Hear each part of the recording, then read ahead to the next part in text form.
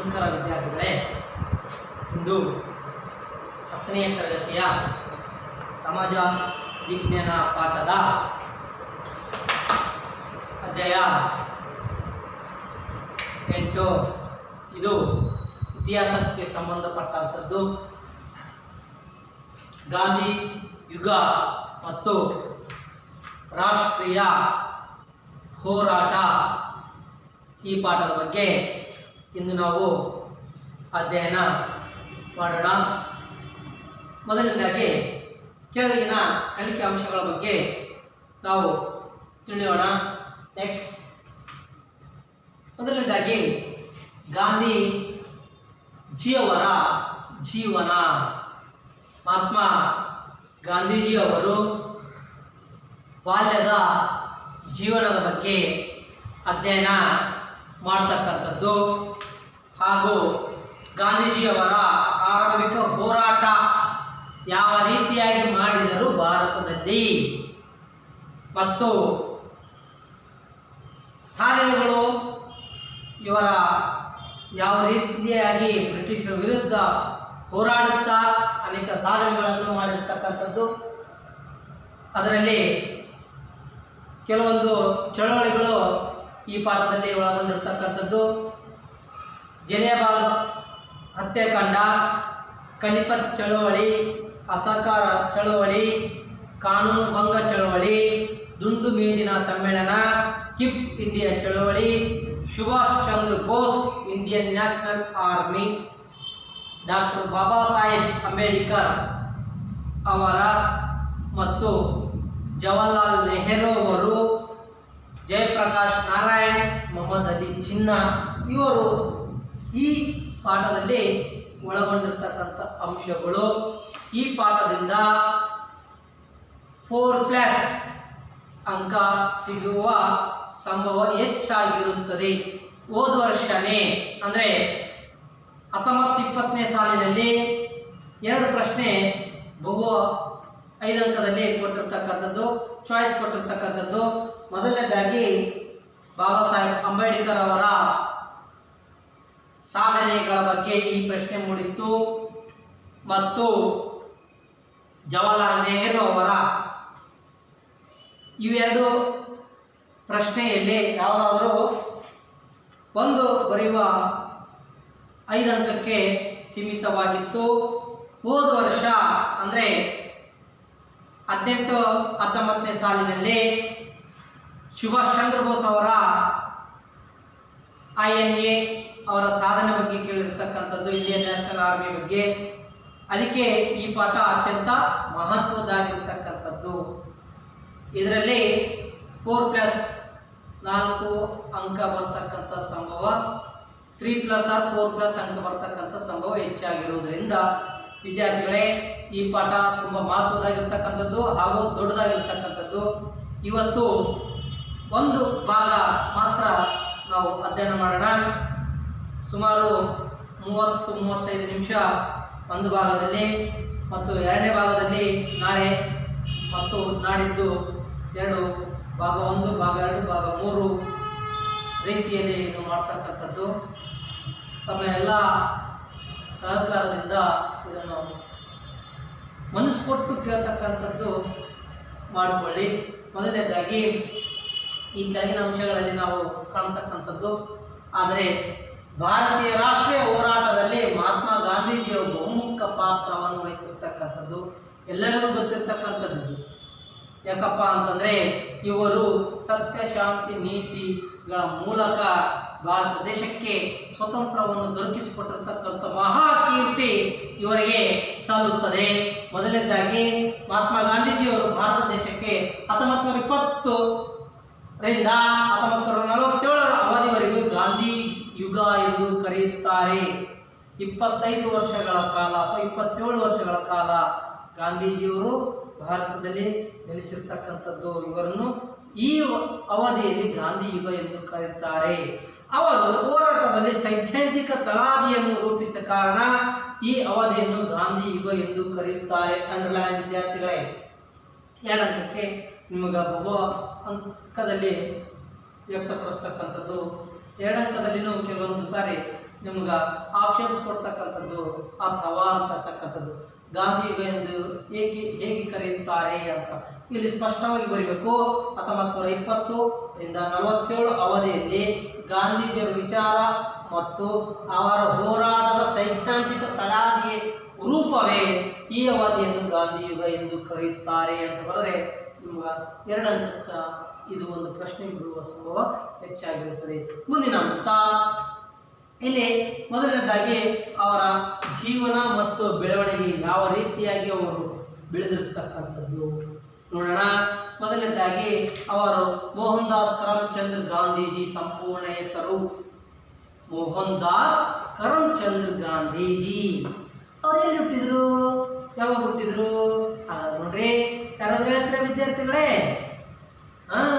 ಸ್ವಲ್ಪ ವಿಚಾರ ಮಾಡಿ. ಇನ್ನೊಂದು ನೋಡ್ರಿ, 1869ರಲ್ಲಿ ಅಕ್ಟೋಬರ್ 2ರಂದು ಜನಿಸಿರ್ತಕ್ಕಂಥದ್ದು.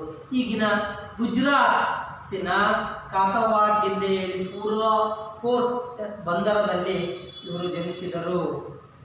ಸರಿಯಾಗಿರ್ತಕ್ಕಂಥದ್ದು ನಿಮ್ಮ ಆಲೋಚನೆಯನ್ನು. ನಾವು ಅದಕ್ಕೆ ಗಾಂಧೀಜಿ ಜಯಂತಿ ಅಕ್ಟೋಬರ್ 2ರಂದು ಜನಿಸಿರ್ತಕ್ಕಂಥದ್ದರಿಂದ ಅವರ ಜಯಂತಿಯನ್ನು ಮಾಡ್ತಕ್ಕಂಥದ್ದು ಅಕ್ಟೋಬರ್ 2ರಂದು. ಹೌದಾ? ಇಲ್ಲಿ ಮೊದಲನೇದಾಗಿ ಇವ್ರ ತಾಯಿ ಯಾರಪ್ಪ? ಅವರ ಬಾಲ್ಯ ಜೀವನದ ಮೋಹನ್ ದಾಸ್ ಕರಮ್ಚಂದ್ ಗಾಂಧೀಜಿ, ಅವರ ತಾಯಿ ಪುತ್ಲಿಬಾಯಿ ಅಂತ ಹೇಳ್ತಕ್ಕಂಥದ್ದು. ಸಂಪೂರ್ಣವಾಗಿ ಇವರ ಆರಂಭಿಕ ಜೀವನ ಪೂರ್ವಬಂದರಲ್ಲಿ ಅವರ ಮುಗಿಸಿದರು. ಪ್ರಾಥಮಿಕ ಶಿಕ್ಷಣ ಅಂತ ಹೇಳ್ತೀವಿ ನಾವು ಬಾಲ್ಯ ಶಿಕ್ಷಣ, ಪ್ರಾಥಮಿಕ ಶಿಕ್ಷಣ, ಪ್ರೌಢ ಶಿಕ್ಷಣ ಮತ್ತು ಕಾಲೇಜ್ ಅಂತ ಹೇಳ್ತೀವಲ್ಲ, ಆ ರೀತಿಯಾಗಿ ಮಹಾತ್ಮ ಗಾಂಧೀಜಿಯವರು ಪೂರ್ವಬಂದೂರಿನಲ್ಲಿ ಅವರು ಗುಜರಾತ್ನಲ್ಲಿ ಮುಗಿಸಿರ್ತಕ್ಕಂಥದ್ದು. ಮುಂದಿದ್ದು ನೋಡ್ರಿ, ಇವರು ಮುಗಿಸಿದರು. 1888ರಲ್ಲಿ ಇಂಗ್ಲೆಂಡಿನಲ್ಲಿ ಕಾನೂನು ಅಧ್ಯಯನ ಮಾಡಲು ಹೋಗಿ ಆರ್ಟ್ ಲೋ ಮುಗಿಸಿದ ಮತ್ತೆ ಭಾರತಕ್ಕೆ ವಾಪಸ್ಸಾದರು. ಒಟ್ಟಾರೆ ಇವರು ಪ್ರೌಢ ಶಿಕ್ಷಣದ ನಂತರ 1888ರಲ್ಲಿ ಇಂಗ್ಲೆಂಡಿಗೆ ಹೋದರು. ಏತಕ್ಕಾಗಿ ಹೋದರು? ಕಾನೂನು ಅಧ್ಯಯನ ಮಾಡಲೆಂದೇ ಅವರು ಹೋಗಿ ಭಾರತಕ್ಕೆ ಮತ್ತೆ ಮರಳಿ ಬಂದರು. ಮುಂದಿನ ಅಂಶ ಗಾಂಧೀಜಿಯವರ ಚಿತ್ರ ಇದು.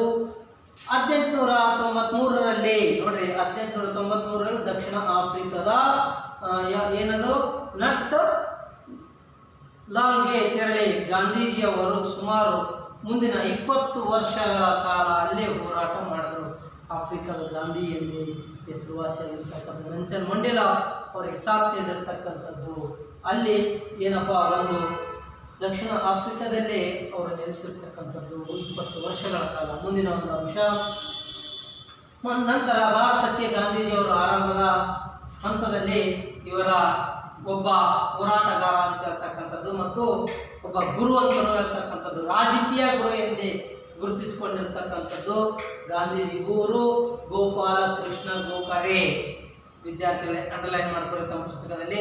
ಮುಂದಿನ ಒಂದು ಅಂಶ 1916ರಲ್ಲಿ ಅಲಹಾಬಾದ್ನಲ್ಲಿ ಸರಸ್ವತಿಮಾಲಾ ಆಶ್ರಮವನ್ನು ಸ್ಥಾಪಿಸುವ ಮೂಲಕ ತಮ್ಮ ಹೋರಾಟಕ್ಕೆ ಒಂದು ಸೈದ್ಧಾಂತಿಕ ರೂಪವನ್ನು ಕೊಟ್ಟಿರ್ತಕ್ಕಂಥದ್ದು. ಇವರು ರಾಜಕೀಯ ಗುರು ಎಂದೇ ಪ್ರಸಿದ್ಧವಾಗಿರ್ತಕ್ಕಂಥದ್ದು ಗೋಪಾಲಕೃಷ್ಣ ಗೋಖರೆ. ಇವರ ನೇತೃತ್ವದಲ್ಲಿ ಗಾಂಧೀಜಿಯವರು ಇನ್ನು ಸರಸ್ವತಿಮಾಲಾ ಆಶ್ರಮವನ್ನು ಸ್ಥಾಪಿಸಿರ್ತಕ್ಕಂಥದ್ದು. ಎಷ್ಟರಲ್ಲಿ? 1916ರಲ್ಲಿ. ಈ ಹೋರಾಟದ ಒಂದು ರೂಪವನ್ನು ಕೊಟ್ಟಿರ್ತಕ್ಕಂಥದ್ದು. ಮುಂದಿನ ಒಂದು ಅಂಶ, 1917ರಲ್ಲಿ ಬಿಹಾರದ ಚಂಪಾರಣಿಯಲ್ಲಿ ನೀಲಿ ಬೆಳವಣಿಗೆಯಿಂದ ಸ್ವತಂತ್ರಸ್ಥರಾದ ರೈತರ ಪರವಾಗಿ ಚಂಪಲ್ ರಾಣಿ ಚಳವಳಿಯನ್ನು ಆರಂಭಿಸಿ ಬ್ರಿಟಿಷರ ಸರ್ಕಾರ ಮಣಿಯುವಂತೆ ಮಾಡಿರ್ತಕ್ಕಂಥದ್ದು. ರೈತರ ಒಂದು ಹೋರಾಟದಲ್ಲಿ ಗಾಂಧೀಜಿಯವರು ಸಹಕಾರ ನೀಡಿರ್ತಕ್ಕಂಥದ್ದು. ಮುಂದಿನ ಒಂದು ಅಂಶ,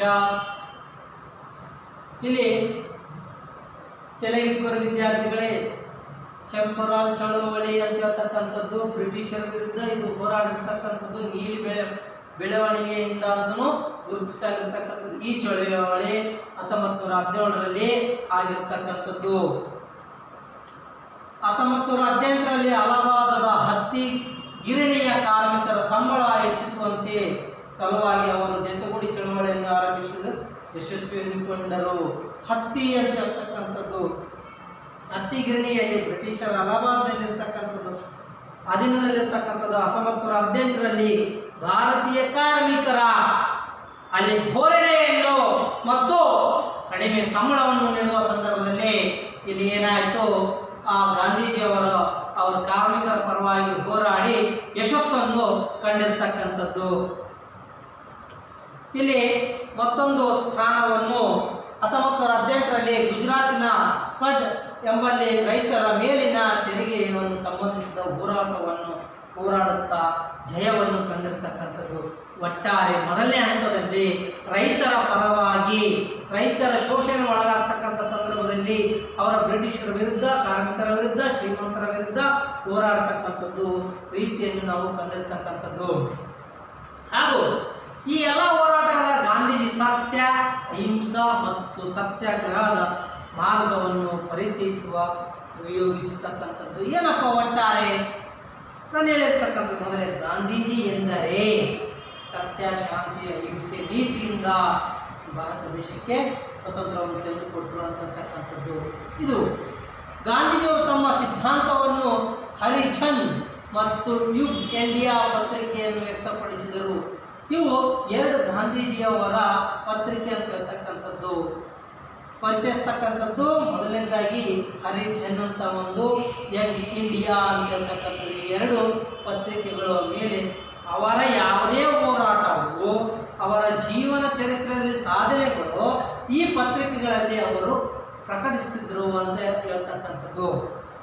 ಹಾಗೂ ಇವರ ಸಾಧನೆಗಳು ಏನಪ್ಪ ಅಂತ ಹೇಳ್ತಕ್ಕಂಥದ್ದು, ಮೊದಲನೇದಾಗಿ ಒಂದೊಂದು ಅಂಶವನ್ನು ನೋಡೋಣ. ಸತ್ಯಾಗ್ರಹ. ಗಾಂಧೀಜಿಯವರು ಸತ್ಯಾಗ್ರಹದ ಮೂಲಕ ಅವರು ಅನೇಕ ಸಾಧನೆಗಳನ್ನು ಮಾಡಿರ್ತಕ್ಕಂಥದ್ದು. ನೆಕ್ಸ್ಟ್ ಹಿಂಸೆ. ಗಾಂಧೀಜಿಯವರು ಹೇಳ್ಯಾರ, ಏನಪ್ಪ ಹಿಂಸೆಯನ್ನು ಮಾಡಬಾರದು, ಅಹಿಂಸೆಯನ್ನು ಅಂತ ಹೇಳ್ತಕ್ಕಂಥದ್ದು. ಹೌದಾ, ಒಂದು ಕಪಾಳ ಹೊಡೆದ್ರೆ ಇನ್ನೊಂದು ಕಪಾಳ ತೋರಿಸು ಅಂತ ಹೇಳ್ತಕ್ಕಂಥದ್ದು. ಒಂದು ಅಹಿಂಸೆ ಮಾರ್ಗದ ಮೂಲಕ ಹಿಂಸೆಗೆ ಪ್ರತಿಹಿಂಸೆ ಕೊಡ್ತಕ್ಕಂಥದ್ದು ಕ್ರಾಂತಿಕಾರಿಗಳು. ಹಾಗೂ ಮೂರನೇ ಹಿಂದೂ ಮುಸ್ಲಿಂ ಬಾಯಿ ಅಂದಿರತಕ್ಕಂಥ ಒಬ್ಬ ವ್ಯಕ್ತಿ ಗಾಂಧೀಜಿಯವರು. ಈ ಮೂರು ಹಂತಗಳಿಂದ ಅವರು ಹೋರಾಟವನ್ನು ಮಾಡಿರ್ತಕ್ಕಂಥದ್ದು. ಹೋರಾಟದಲ್ಲಿ ಇದು ಸ್ವಂತ ಸಾಧನೆಯಾಗಿರ್ತಕ್ಕಂಥದ್ದು. ಸತ್ಯಾಗ್ರಹದ ಪದದ ಅರ್ಥ ಸತ್ಯವನ್ನು ಆಗ್ರಹಿಸುವ ಅಥವಾ ಒತ್ತಾಯಿಸುವುದೇ ಆಗಿದೆ. ವೆರಿ ಇಂಪಾರ್ಟೆಂಟ್ ನೋಡ್ರಿ, ಅರ್ಥ ಸತ್ಯವನ್ನು ಆಗ್ರಹಿಸುವುದು, ಸತ್ಯವನ್ನೇ ಹೇಳ್ತಕ್ಕಂಥದ್ದು. ಮೊದಲನೇ ಅಂಶ, ಆಫ್ರಿಕಾದಲ್ಲಿ ಕಂಡುಕೊಂಡ ಬೆಳೆಸಿದ ಈ ಅಸ್ತ್ರವೇ ಗಾಂಧೀಜಿಯವರ ನೈತಿಕ ಶಕ್ತಿಯನ್ನು ರೂಪಿತವಾಗಿತ್ತು. ಯಾತಕ್ಕಪ್ಪ ಅಂತಂದರೆ ಗಾಂಧೀಜಿ ಆಫ್ರಿಕಾದಲ್ಲಿ ಹೋರಾಟದ ಮೂಲಕ ಇವರು ಈ ನೀತಿಯನ್ನು ಒಳಪಡಿಸಿರ್ತಕ್ಕಂಥದ್ದು ಅಂತಲೂ ಹೇಳ್ತಕ್ಕಂಥದ್ದು. ಹಾಗೂ ಇದಾದ ನಂತರ ಸಾಮಾಜಿಕ ಅನ್ವೇಷಣೆಗಳಾಗಿ ಹೋರಾಟ ಮಾಡಿರ್ತಕ್ಕಂಥದ್ದು. ಅನೇಕ ಸಮಾಜದಲ್ಲಿ ದುಷ್ಟ ವ್ಯಕ್ತಿಗಳ ವಿರುದ್ಧ ಹೋರಾಡ್ತಕ್ಕಂಥ, ಅಂದರೆ ಒಟ್ಟಾರೆ ಆಂಗ್ಲರ ವಿರುದ್ಧ, ಬ್ರಿಟಿಷರ ವಿರುದ್ಧ ಹೋರಾಡ್ತಕ್ಕಂಥದ್ದು.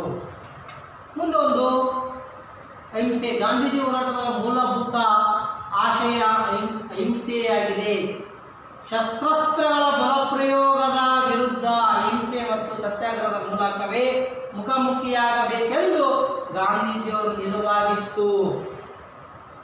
ಇಲ್ಲಿ ಅಹಿಂಸೆಗೆ ಪ್ರತಿ ಅಹಿಂಸೆ ಕೊಡ್ತಕ್ಕಂಥದ್ದು ಅಲ್ಲ ಅಂತ ಹೇಳ್ತಕ್ಕಂಥದ್ದು, ಹಿಂಸೆಗೆ ಪ್ರತಿಹಿಂಸೆ ಅಂತ ಹೇಳ್ತಕ್ಕಂಥದ್ದು. ಸತ್ಯ, ಅಹಿಂಸೆ, ಉಪವಾಸ, ಮೃತ್ರವಾದ ಮಾಂತ್ರಿಕತೆಯ ಆಯುಧಗಳು ಬಳಸಿ ಬ್ರಿಟಿಷರನ್ನು ಮಣಿಸಿದ ಗಾಂಧೀಜಿಯವರು ಹೋರಾಟದ ಚಾರಿತ್ರಿಕ ಸಂದೇಶವಾಗಿರ್ತಕ್ಕಂಥದ್ದು. ಅಂದರೆ ಇವರು ಕೇವಲ ಸತ್ಯಾಗ್ರಹ ಮತ್ತು ಉಪವಾಸದ ಮೂಲಕ ಇವರೇನು ಮಾಡಿರ್ತಕ್ಕಂಥದ್ದು, ಭಾರತ ದೇಶಕ್ಕೆ ಬ್ರಿಟಿಷರನ್ನೇ ಗಡಗಡೆಯಾಗಿ ನಿಲ್ಲಿಸ್ತಕ್ಕಂಥದ್ದು ವ್ಯವಸ್ಥೆ ಇರೋದಾಗಿತ್ತು ಅಂತಲೂ ಹೇಳ್ತಕ್ಕಂಥದ್ದು. ಮುಂದೊಂದು ನೋಡಿ, ಹಿಂದೂ ಮುಸ್ಲಿಂ ಏಕತೆಗಾಗಿ ಇವರು ಶ್ರಮಿಸ್ತಿರ್ತಕ್ಕಂಥದ್ದು. ಅದಕ್ಕೆ ಅವರು ಇಂಡಿಯಾ ಪಾಕಿಸ್ತಾನ ವಿಭಜನೆ ಆದರೆ ನಾನು ಸಮಾಧಿ ಮೇಲೆ ಆಗಬೇಕಂತ ಒಂದು ಪ್ರಶ್ನೆಯನ್ನು ಗಾಢವಾಗಿ ಅವರು ವ್ಯಕ್ತಪಡಿಸಿದರು. ಹಿಂದೂ ಮುಸ್ಲಿಂ ಸಮುದಾಯದ ನಡುವೆ ಏಕತೆ ಇಲ್ಲದಿದ್ದರೆ ಭಾರತ ಸ್ವತಂತ್ರ ಸಾಧಿಸುವುದು ಸಾಧಿಸುವುದು ಮತ್ತು ಭವಿಷ್ಯದಲ್ಲಿ ರಾಷ್ಟ್ರವಾಗಿ ಬೆಳೆಯುವುದು ಕಷ್ಟವೆಂದು ಗಾಂಧೀಜಿಯವರು ನಂಬಿಕೆಯಾಗಿದ್ದರು ಅಂತ ಹೇಳ್ತಕ್ಕಂಥದ್ದು. ಈ ಹಿನ್ನೆಲೆಯಲ್ಲಿ 1919ರಲ್ಲಿ ಇದರಿಂದಲೇ 1919ರಲ್ಲಿ ಕಿರುಪತ್ ಚಳವಳಿಗೆ ಕಾಂಗ್ರೆಸ್ ಸಂಘಟನೆಯಿಂದ ಬೆಂಬಲವನ್ನು ವ್ಯಕ್ತಪಡಿಸಿದರು. ಅಲ್ಲಿ ಒಂದು ವಿಶೇಷವಾಗಿರ್ತಕ್ಕಂಥದ್ದು ಏನಪ್ಪ, ಹಿಂದೂ ಮುಸ್ಲಿಂ ಏಕತೆಗಾಗಿ ಇವರು 1919ರಲ್ಲಿ ಕಲಿಪತ್ ಚಳವಳಿಗೆ ಕಾಂಗ್ರೆಸ್ ಸಹ ಸಮೇತವರು ಏನು ಮಾಡಿದ್ರು, ಬೆಂಬಲವನ್ನು ವ್ಯಕ್ತಪಡಿಸಿರ್ತಕ್ಕಂಥದ್ದು. ಇಲ್ಲಿ ಸಂಘಟನೆಗಳಿಂದ ಅವರು ಹಲವಾರು ಹೋರಾಟವನ್ನು ಮಾಡಿದರು. ಮುಂದಿನ ಒಂದು ಅಂಶ, ಅಸಹಕಾರ ಚಳವಳಿಯನ್ನು ಪ್ರೇರೇಪಿಸುವ ಸನ್ನಿವೇಶಗಳು ಯಾವ್ಯಾವಪ್ಪ ಅಂತಂದರೆ ಜಲಿಯನ್ವಾಲಾ ಹತ್ಯಾಕಾಂಡ ಅಂತ ಹೇಳ್ತಕ್ಕಂಥದ್ದು. ಅಸಹಕಾರ ಚಳವಳಿ ತೆಗೆದುಕೋರಿ, ಜಲಿಯನ್ ವಾಲೆಬಾಗ್ ಹತ್ಯಾಕಾಂಡ, ಜಲಿಯನ್ ವಾಲೆಬಾಗ್ ಹತ್ಯಾಕಾಂಡ ಹೋರಾಡಿರ್ತಕ್ಕಂಥದ್ದು. ಮುಂದ ಅಂಶ ನೋಡಿ, ಇಲ್ಲಿ ಎಲ್ಲಿಯಪ್ಪ ಬ್ರಿಟಿಷ್ ಸರ್ಕಾರ ರೆಡ್ ಲೈಟ್ ಕಾಯ್ದೆಯನ್ನು ಮಾರ್ಚ್ 19ರಂದು ಜಾರಿಗೆ ತಂದರು. ಆ ಕಾಯ್ದೆ ಮೂಲಕ ಭಾರತೀಯ ರಾಷ್ಟ್ರವಾದಿಗಳನ್ನು ನಿಯಂತ್ರಿಸಲು ಆರಂಭಿಸಿದರು. Very important. ಭಾರತ ದೇಶದಲ್ಲಿರ್ತಕ್ಕಂಥ ರಾಷ್ಟ್ರೀಯವಾದಿಗಳು ನಿಯಂತ್ರಣ ಮಾಡ್ತಕ್ಕಂಥದ್ದು ಅಥವಾ ಅವರನ್ನು ತಡೆದಿಡ್ತಕ್ಕಂಥದ್ದು, ಅವರನ್ನು ಗಲ್ಲಿಗೇರಿಸ್ತಕ್ಕಂಥದ್ದು, ಯಾವುದೇ ರೀತಿ ಸಭೆ ಸಮಾರಂಭಗಳನ್ನು ಮಾಡತಕ್ಕಂಥದ್ದು ಇವರ ಕಾಯ್ದೆ ರೆಡ್ ಅಲರ್ಟ್ ಕಾಯ್ದೆಯನ್ನು ತಂದಿರತಕ್ಕಂಥದ್ದು. ಮಾರ್ಚ್ 1919ರಲ್ಲಿ ಜಲಿಯನ್ವಾಲಾ ವಾಲೆಬಾಗ್ ಹತ್ಯಾಕಾಂಡದಲ್ಲಿ ವಿದ್ಯಾರ್ಥಿಗಳೇ. ಮುಂದಿನ ಒಂದು ಅಂಶ, ಇಲ್ಲಿ ರೆಡ್ ಲೈಟ್ ಕಾಯ್ದೆ ಯಾವುದೇ ವ್ಯಕ್ತಿಯನ್ನು ವಿಚಾರಣೆ ಇಲ್ಲದೆ ಬಂಧಿಸಿ ಕೋರ್ಟ್ನಲ್ಲಿ ಮೂಲಕ ಅಪರಾಧಿ ಎಂದು ನಿರ್ಣಯಿಸುವ ಶಿಕ್ಷೆ ವಿಧಿಸಬಹುದಾಗಿತ್ತು. ಯಾತಕ್ಕಾಗಿ ಇದನ್ನು ಪ್ರಶ್ನೆ ಮಾಡತಕ್ಕಂಥದ್ದು ಭಾರತೀಯರು. ನೋಡಿ, ಯಾವುದೇ ವ್ಯಕ್ತಿಯನ್ನು ವಿಚಾರಣೆವಿಲ್ಲದೆ ಅವರು ಬಂಧಿಸಿ ಕೋರ್ಟಿನ ಮೂಲಕ ಅಪರಾಧಿ ಎಂದು ನಿರ್ಣಯಿಸಿ ಶಿಕ್ಷೆಯನ್ನು ವಿಧಿಸ್ತಕ್ಕಂಥದ್ದು ಸಾಕಷ್ಟು ಜನರನ್ನು, ಭಾರತೀಯ ದೇಶಭಕ್ತರನ್ನು, ಮಾತೃ ಪ್ರೀತಿಯನ್ನು ವ್ಯವಸ್ಥಿತವಾಗಿರ್ತಕ್ಕಂಥ ಅನೇಕ ಜನರನ್ನು ಇಲ್ಲಿ ಏನು ಮಾಡಿದ್ರಪ್ಪ ಅಂದರೆ ಈ ಕಾಯ್ದೆ ಮೂಲಕ ಅವರನ್ನು ಗಲ್ಲಿಗೇರಿಸ್ತಕ್ಕಂಥದ್ದು. ಹಲವಾರು ಉದಾಹರಣೆಗಳು. ಮತ್ತೊಂದು ಉದಾಹರಣೆ ನೋಡೋಣ. ಇಲ್ಲಿ ಗಾಂಧೀಜಿಯವರು ರೆಡ್ ಅಲರ್ಟ್ ಕಾಯ್ದೆಯನ್ನು ವಿರೋಧಿಸುವ ಸಲುವಾಗಿ ಸತ್ಯಾಗ್ರಹ ಸಭೆ ಎನ್ನುವ ಸಂಸ್ಥೆಯನ್ನು ಸ್ಥಾಪಿಸಿ ಹೋರಾಟವನ್ನು ಆರಂಭಿಸಿರ್ತಕ್ಕಂಥದ್ದು. ಇದು ಕಾಯ್ದೆಗಳ ಮೂಲಕ ಬ್ರಿಟಿಷರ ವಿರುದ್ಧ ಹೋರಾಡಿರ್ತಕ್ಕಂಥ, ಆದರೆ ಸತ್ಯಾಗ್ರಹ ಮೂಲಕವನ್ನು ಏರ್ಪಟ್ಟಿರ್ತಕ್ಕಂಥದ್ದು. ಆದರೆ 1919 ಏಪ್ರಿಲ್ ಮಾರ್ಚ್ನಲ್ಲಿ ಪ್ರಾರಂಭವಾದರೆ ಏಪ್ರಿಲ್ 6ರಂದು ಈ ಬೃಹತ್ ಅರ್ಥಾತ್ ಕರೆಯನ್ನು ನೀಡಿದರು. ಯಾತಕ್ಕಾಗಿ? ಅಹಿಂಸೆ ಮೂಲಕ ಇದನ್ನು ಹಂತಕ್ಕೆ ತಲುಪಿದಾಗ ಗಾಂಧೀಜಿಯವರು 1919 ಏಪ್ರಿಲ್ 6ರಂದು ಒಂದು ಬೃಹತ್ ಅರ್ಥಕ್ಕೆ ಕರೆ ನೀಡಿರ್ತಕ್ಕಂಥದ್ದು. ಮತ್ತೊಂದು ಅಂಶ, ಇಲ್ಲಿ ಬ್ರಿಟಿಷ್ ಸರ್ಕಾರ ಪ್ರತಿಭಟನೆಗೆ ದಮನಿಸಲು ನಿರ್ಧರಿಸಿದ ಪಂಜಾಬ್ನಲ್ಲಿ ಡಾಕ್ಟರ್ ಫರ್ಗುದ್ದೀನ್ ಮತ್ತು ಸತ್ಯಪಾಲ್ ಮೊದಲಾದವರನ್ನು ಬಂಧಿಸಲಾಯಿತು. ನೋಡಿ, ಸತ್ಯಾಗ್ರಹ ಮೂಲಕ ಪ್ರಾರಂಭಿತವಾಗಿರ್ತಕ್ಕಂಥದ್ದು ಈ ಬ್ರಿಟಿಷರಿಗೆ ವಿರುದ್ಧ ಹೋರಾಡ್ತಕ್ಕಂಥ ಸಂದರ್ಭದಲ್ಲಿ, ಗಾಂಧೀಜಿಗೆ ಸಹಕಾರ ನೀಡಿರ್ತಕ್ಕಂಥ ಸಂದರ್ಭದಲ್ಲಿ ಪಂಜಾಬ್ನಲ್ಲಿ ಜಲಿಯನ್ವಾಲಾ ಹತ್ಯಾಕಾಂಡ ಅದಕ್ಕೆ ಪ್ರೇರಣೆ ನೀಡಿರ್ತಕ್ಕಂಥ ಫರ್ಗುದ್ದೀನ್ ಮತ್ತು ಸತ್ಯಪಾಲ್ ಎಂಬ ವ್ಯಕ್ತಿಯನ್ನು ಈ ಕಾಯ್ದೆ ಮೂಲಕ ಅವರನ್ನು ಗಲ್ಲಿಗೇರಿಸಿರ್ತಕ್ಕಂಥದ್ದು. ಮುಂದಿನೊಂದು ಅಂಶ, ಇದನ್ನು ವಿರೋಧಿಸಲು 1919 ಏಪ್ರಿಲ್ 13ರಂದು ಪಂಜಾಬಿನಲ್ಲಿ ಅಮೃತಸರ್ ಎಂಬ ಸ್ಥಳದಲ್ಲಿ, ಅಂಡರ್ಲೈನ್ ವಿದ್ಯಾರ್ಥಿಗಳೇ, ವೆರಿ ಇಂಪಾರ್ಟೆಂಟ್, ಅಮೃತಸರ್ ಜಲಿಯನ್ವಾಲಾ ಹತ್ಯಾಕಾಂಡದಲ್ಲಿ ಜನರು ಪ್ರತಿಭಟನೆ ಸಭೆಯನ್ನು ಸೇರಿರ್ತಕ್ಕಂಥದ್ದು. ಇದು ಬ್ರಿಟಿಷರು ಬಂದೂಕುಗಳನ್ನು ಹಿಡಿದುಕೊಂಡಿರ್ತಕ್ಕಂಥದ್ದು. ಭಾರತೀಯ ಸ್ವತಂತ್ರ ಹೋರಾಟಗಾರರಾಗಿರ್ತಕ್ಕಂಥವ್ರು ಇವರು ಮೇಲೆ ಅಮಾಯಿತವಾಗಿ ಹಲ್ಲೆಯನ್ನು ಮಾಡಿರ್ತಕ್ಕಂಥದ್ದು ಘಟನೆ ಇಲ್ಲಿ ನಡೆದಿರ್ತಕ್ಕಂಥದ್ದು. ಯಾವ ಸ್ಥಳದಲ್ಲಪ್ಪ ಅಂದರೆ ಅಮೃತಸರ್ ಜಲಿಯನ್ವಾಲಾ ಹತ್ಯಾಕಾಂಡ 1919ರಲ್ಲಿ. ವಿದ್ಯಾರ್ಥಿಗಳ ತಲೆಯಲ್ಲಿಟ್ಕೊರಿ. ಮುಂದಿನೊಂದು ಅಂಶ, ಇಲ್ಲಿ ಅಮೃತಸರ್ ಸೈನ್ಯಾಧಿಕಾರಿಯಾಗಿರ್ತಕ್ಕಂಥ ಅಥವಾ ಬ್ರಿಟಿಷರ ರಾಯಭಾರಿಯಾಗಿರ್ತಕ್ಕಂಥ ಜನರಲ್ ಡಯರು ಅಲ್ಲಿನ ನೆಲದ ಜನರ ಮೇಲೆ 10 ನಿಮಿಷ ಅವಂತಕ ಗುಂಡಿನ ದಾಳಿ ನಡೆಸಿ ಕಾರಣ ಸುಮಾರು 380 ಜನರು ಸಾವನ್ನು, ಸಾವಿರಾರು ಜನರಿಗೆ ಗಾಯಗೊಂಡಿರ್ತಕ್ಕಂಥದ್ದು. ಈ ವ್ಯಕ್ತಿ ಒಬ್ಬ ಬ್ರಿಟಿಷ್ ಅಧಿಕಾರಿಯಾಗಿರ್ತಕ್ಕಂಥ ಜನರಲ್ ಡಯರು ಎಂಬ ವ್ಯಕ್ತಿ ಸುಮಾರು 380 ಜನರ ಮೇಲೆ ಗುಂಡು ದಾಳಿ ಮಾಡಿದಾಗ ಅವರನ್ನು ಸತ್ತಾಗ ಸಾವಿರಾರು ಜನರು ಗಾಯಗೊಂಡಿರ್ತಕ್ಕಂಥ ಒಂದು ವ್ಯವಸ್ಥೆಯನ್ನು ಹೊಂದಿರತಕ್ಕಂಥದ್ದು. ವಿದ್ಯಾರ್ಥಿಗಳೇ, ಮುಂದೊಂದು ಅಂಶ ಇಲ್ಲಿ ತಾವು ಅನ್ಯಾಯಯುತವಾಗಿ ಗುಂಡನ್ನು ಹಾರಿಸ್ತಕ್ಕಂಥ ದೃಶ್ಯವನ್ನು ನೀವು ಕಾಣತಕ್ಕಂಥದ್ದು. ಮುಂದೊಂದು, ಈ ಘಟನೆ ಗಾಂಧೀಜಿಯನ್ನು ಸೇರಿದಂತೆ ಅನೇಕ ಭಾರತೀಯರನ್ನು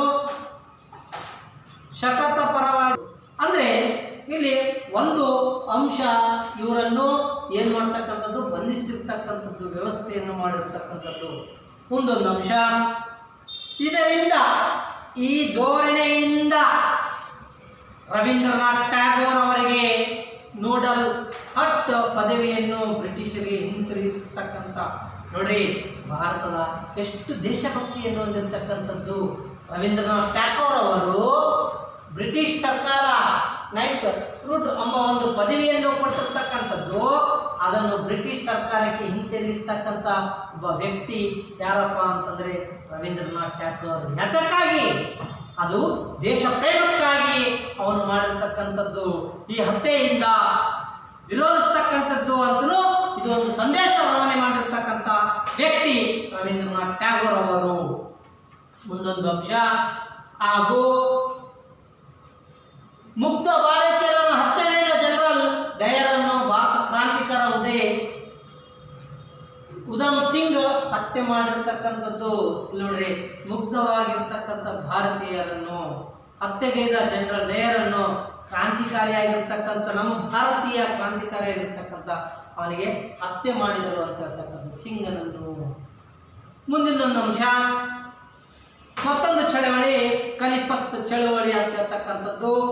ಈ ಖಲಿಫತ್ ಚಳವಳಿ ಮೊದಲು ಮಹಾಯುದ್ಧದ ಆರಂಭದಲ್ಲಿ ತುರ್ಕಿ ಸುಲ್ತಾನ್ ಖಲೀಫರ ಮೇಲೆ ನಡೆಯುತ್ತಿದ್ದ ಬ್ರಿಟಿಷರ ದೌರ್ಜನ್ಯವನ್ನು ಖಂಡಿಸಿ ಮುಸ್ಲಿಮರ ಜಗತ್ತಿನಾದ್ಯಂತ ಪ್ರತಿಭಟನೆ ಮಾಡಿರ್ತಕ್ಕಂಥದ್ದು ಖಲಿಫತ್ ಚಳವಳಿ ಅಂತ ಹೇಳ್ತಕ್ಕಂಥದ್ದು. ಇಲ್ಲಿ ಮೊದಲನೇ ಮಹಾಯುದ್ಧದಲ್ಲಿ ಸಂದರ್ಭದಲ್ಲಿ ಹೋರಾಡ್ತಕ್ಕಂಥದ್ದು ವಿಷಯದಲ್ಲಿ ಇಲ್ಲಿ ಬ್ರಿಟಿಷ್ ಅವರು ಮುಸ್ಲಿಂ ಜನಾಂಗದತ್ತ ಪ್ರತಿಭಟನೆಯನ್ನು ಮಾಡಿರ್ತಕ್ಕಂಥದ್ದು. ಇಲ್ಲಿ ಒಂದು ದೃಶ್ಯವನ್ನು ನೋಡ್ತಿರ್ತಕ್ಕಂಥದ್ದು ತಾವು. ಇಲ್ಲಿ ಮೊದಲನೇದಾಗಿ ಮೊಹಮ್ಮದ್ ಅಲಿ ಮತ್ತು ಶತಕತ್ತು ಯೋಧರ ಭಾರತದಲ್ಲಿ ಟರ್ಕರ ಪರವಾದ ಖಲಿಫತ್ ಚಳವಳಿ 1919ರಲ್ಲಿ ಆರಂಭವಾಯಿತು ಅಂತ ಹೇಳ್ತಕ್ಕಂಥದ್ದು. ಮೊಹಮ್ಮದ್ ಅಲಿ ಜಿನ್ನಾ ಮತ್ತು ಶತಕತ್ ಯೋಧರು ಇವರಿಬ್ಬರು ಹೋರಾಡಿರ್ತಕ್ಕಂಥದ್ದು, ಅವರನ್ನು ಬಂಧಿಸ್ತಕ್ಕಂಥ ಒಂದು ದೃಶ್ಯವನ್ನು ತಾವು ನೋಡ್ತಕ್ಕಂಥದ್ದು. ಮುಂದಿನ ಒಂದು ಅಂಶ, ಹಿಂದೂ ಮುಸ್ಲಿಮರು ಒಗ್ಗಟ್ಟಾಗಿ ಬ್ರಿಟಿಷರ ವಿರುದ್ಧ ಹೋರಾಡಿದರೆ ಮಾತ್ರ ಬ್ರಿಟಿಷರ ಹಿಮ್ಮಟ್ಟಿಸುತ್ತೆ ಎನ್ನುವ ಗಾಂಧೀಜಿ ಅವರು ನಂಬಿದ್ದಾರಾಗಿರ್ತಕ್ಕಂಥದ್ದು. ನೋಡ್ರಿ, ಮಹಾತ್ಮ ಗಾಂಧೀಜಿ ಎಷ್ಟು ಅಚಲವಾದ ಪ್ರೀತಿ ಭಾರತ ಮೇಲೆ ಇತ್ತಪ್ಪ ಅಂತ ಹೇಳ್ತಕ್ಕಂಥದ್ದು. ಅಂದರೆ ಹಿಂದೂ ಮುಸ್ಲಿಮರು ಒಟ್ಟಿಗೆ ಸೇರಿ ಬ್ರಿಟಿಷರ ವಿರುದ್ಧ ಹೋರಾಡಿದರೆ ಸ್ವತಂತ್ರವನ್ನು ಪಡಿಬಹುದು ಎಂದು ತಿಳಿದಿರ್ತಕ್ಕಂಥದ್ದಾಗಿದ್ದರು. ಇದರ ಪರಿಣಾಮವಾಗಿ ಗಾಂಧೀಜಿಯವರು ಖಿಲಾಫತ್ ಚಳವಳಿಗೆ ತಮ್ಮ ಬೆಂಬಲವನ್ನು ನೀಡಿದರು. ನೋಡ್ರಿ ವಿದ್ಯಾರ್ಥಿಗಳೇ, ಮಹಾತ್ಮ ಗಾಂಧೀಜಿಯವರು ಖಿಲಾಫತ್ ಚಳವಳಿಗೆ ಸಹಕಾರ ನೀಡಿರ್ತಕ್ಕಂಥದ್ದು. ಅನೇಕ ರಾಷ್ಟ್ರೀಯ ನಾಯಕರು ಮತ್ತು ಕಾಂಗ್ರೆಸ್ಸಿನ ಸಂಘಟನೆಯ ಖಿಲಾಫತ್ ಚಳವಳಿ ಬೆಂಬಲಕ್ಕೆ ನಿಂತರು. ಭಾರತ ಹಿಂದೂ ಮುಸ್ಲಿಂ ಒಂದಾಗಿ ಖಿಲಾಫತ್ ಚಳವಳಿಯಲ್ಲಿ ಮಟಕು ಹೊಂದಿ ಬ್ರಿಟಿಷರ ವಿರುದ್ಧ ರಾಷ್ಟ್ರೀಯ ನಾಯಕರೆಂದೇ ಒಂದು ಗುಂಪಾಗಿರ್ತಕ್ಕಂಥದ್ದು. ಅದ್ರ ಜೊತೆಯಲ್ಲಿ ಕಾಂಗ್ರೆಸ್ನ ಸಂಘಟನೆ ಎಲ್ಲರೂ ಸೇರಿ ಬೆಂಬಲ ಸೂಚಿಸುತ್ತಿರ್ತಕ್ಕಂಥದ್ದು. ಖಿಲಾಫತ್ ಚಳವಳಿಯಲ್ಲಿ ಹಿಂದೂ ಮುಸ್ಲಿಮರನ್ನು ಒಗ್ಗೂಡಿಸುವಂಥ ಒಂದು ರಾಷ್ಟ್ರೀಯ ವ್ಯಾಪ್ತಿಯ ಆಂದೋಲನವನ್ನು ಆರಂಭವಾಯಿತು ಅಂತಲೂ ಹೇಳ್ತಕ್ಕಂಥದ್ದು. ಇಲ್ಲಿ ಒಂದು ವಿಶೇಷವಾಗಿ ಬ್ರಿಟಿಷರ ವಿರುದ್ಧ ಹೋರಾಡಲೆಂದೇ ಅನೇಕ ಶಕ್ತಿ ಸಾಮರ್ಥ್ಯವನ್ನು ಹೊಂದಿರತಕ್ಕಂಥ ನಾಯಕರು, ರಾಷ್ಟ್ರೀಯ ನಾಯಕರಾಗಿರ್ತಕ್ಕಂಥದ್ದು ಹಾಗೂ ರಾಷ್ಟ್ರೀಯ ಕಾಂಗ್ರೆಸ್ನ ಸಂಘಟನೆಯನ್ನು ಮೂಡಿಸಿರ್ತಕ್ಕಂಥ ಮಹಾತ್ಮ ಗಾಂಧೀಜಿಯವರು ಒಗ್ಗಟ್ಟಿನಲ್ಲಿ ಬಲವಿದೆ ಎಂಬ ಮಂತ್ರವನ್ನು ಗಾಂಧೀಜಿಯವರು ಪಠಿಸಿರ್ತಕ್ಕಂಥದ್ದು. ಆದ್ದರಿಂದ ಬ್ರಿಟಿಷರ ವಿರುದ್ಧ ಹೋರಾಡಿರ್ತಕ್ಕಂಥದ್ದು. ಆದ್ದರಿಂದ ಅಸಹಕಾರ ಚಳವಳಿ ಅದರಲ್ಲಿ ಏನಪ್ಪ 1920 ಸೆಪ್ಟೆಂಬರ್ 4ರಂದು ಭಾರತೀಯ ರಾಷ್ಟ್ರೀಯ ಕಾಂಗ್ರೆಸ್, ಅಂಡರ್ಲೈನ್ ವಿದ್ಯಾರ್ಥಿಗಳೇ ತಮ್ಮ ಪಠ್ಯಪುಸ್ತಕದಲ್ಲಿ 1920 ಸೆಪ್ಟೆಂಬರ್ 4ರಂದು ಭಾರತೀಯ ರಾಷ್ಟ್ರೀಯ ಕಾಂಗ್ರೆಸ್ ಕಲ್ಕತ್ತಾದಲ್ಲಿ ನಡೆದ ವಿಶೇಷ ಅಧಿವೇಶನದಲ್ಲಿ ಅಸಹಕಾರ ಚಳವಳಿಯನ್ನು ಆರಂಭಿಸಲು ಗೊತ್ತುವಳಿಯನ್ನೊಂದಿಗೆ ಪಡಿಸಿರ್ತಕ್ಕಂಥ ಮಹಾತ್ಮ ಗಾಂಧೀಜಿಯವರು ಏನಪ್ಪ ಇಲ್ಲಿ ಅಸಹಕಾರ ಆಂದೋಲನದ ಚಳವಳಿಯನ್ನು ಮಾಡಿರ್ತಕ್ಕಂಥದ್ದು. ಎಷ್ಟರಲ್ಲಿ ಮಾಡಿರ್ತಕ್ಕಂಥದ್ದು? 1920 ಸೆಪ್ಟೆಂಬರ್ 4ರಂದು ಮಾಡಿರ್ತಕ್ಕಂಥದ್ದು. ಯಾತಕ್ಕಾಗಿ? ಯಾವ ಸ್ಥಳದಲ್ಲಿ? ಕಲ್ಕತ್ತಾ ಸ್ಥಳದಲ್ಲಿ. ಯಾತಕ್ಕಾಗಿ ಅಂತಂದ್ರೆ ಬ್ರಿಟಿಷರ ಧೋರಣೆಗಳನ್ನು ವಿರೋಧಿಸುವಂತೆ ಆರಂಭವಾಗಿರ್ತಕ್ಕಂಥದ್ದು ಅಸಹಕಾರ ಚಳವಳಿಯನ್ನು ಆರಂಭಿಸ್ತಕ್ಕಂಥದ್ದು. ಇಲ್ಲಿ ಪ್ರಮುಖವಾದ ಇದರ ಉದ್ದೇಶವೇನಾಗಿತ್ತು ಅಥವಾ ಗುರಿ ಏನಾಗಿತ್ತು ಅಂತಕ್ಕಂಥದ್ದು ಅಹಿಂಸೆಯ ಮೂಲಕ ಸ್ವರಾಜ್ಯಗೊಳಿಸ್ತಕ್ಕಂಥದ್ದು. ಬ್ರಿಟಿಷರ ವಿರುದ್ಧ ಮೊದಲನೇ ಅಂಶ ನೋಡಿ, ಅಹಿಂಸೆಯ ಮೂಲಕ ಸ್ವರಾಜ್ಯವನ್ನು ಪಡೆದಿರ್ತಕ್ಕಂಥದ್ದು. ಬ್ರಿಟಿಷರ ನಿರ್ದಯ ಆಡಳಿತ ವಿಕೋಪವನ್ನು ಜನರಿಗೆ ಪರಿಚಯಿಸ್ತಕ್ಕಂಥದ್ದು. ಅಂದ್ರೆ ಬ್ರಿಟಿಷರ ದಬ್ಬಾಳಿಕೆ ಆಡಳಿತವನ್ನು ಪ್ರತಿ ಸಾಮಾನ್ಯ ಜನರಿಗೆ ಅವರ ವಿರುದ್ಧ ಹೋರಾಡ್ತಕ್ಕಂಥದ್ದು, ಅವರ ಧೋರಣೆಯನ್ನು ವಿರೋಧಿಸ್ತಕ್ಕಂಥದ್ದು ಮಾಡಿರ್ತಕ್ಕಂಥದ್ದು. ಅದೇ ರೀತಿಯಾಗಿ ಇಂಪಾರ್ಟೆಂಟ್ ಜಲಿಯನ್ವಾಲೆ ಬಾಗ್ ಹತ್ಯಾಕಾಂಡವು ಘಟನೆಯನ್ನು ಭವಿಷ್ಯದಲ್ಲಿ ನಡೆಯದಂತೆ ವಿರೋಧಿಸ್ತಕ್ಕಂಥದ್ದು. 380 ಜನ ಜಲಿಯನ್ವಾಲೆ ಬಾಗ್ ಹತ್ಯಾಕಾಂಡದಲ್ಲಿ ಸಾವಿರಾರು ಜನರು ಗಾಯಗೊಂಡಿರ್ತಕ್ಕಂಥದ್ದು.